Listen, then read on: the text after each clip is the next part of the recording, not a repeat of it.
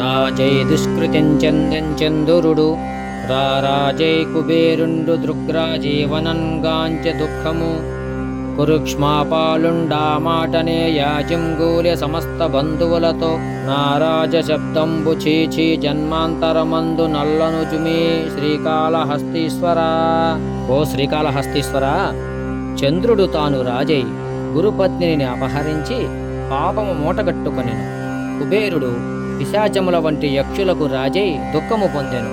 దుర్యోధనుడు కూడా పాండవులను సమూలముగా నాశనము చేసి రారాజు కావలనన్న ఆశతో యుద్ధమునకు దిగి సమస్త బంధుమిత్రులతో నాశనమయ్యను.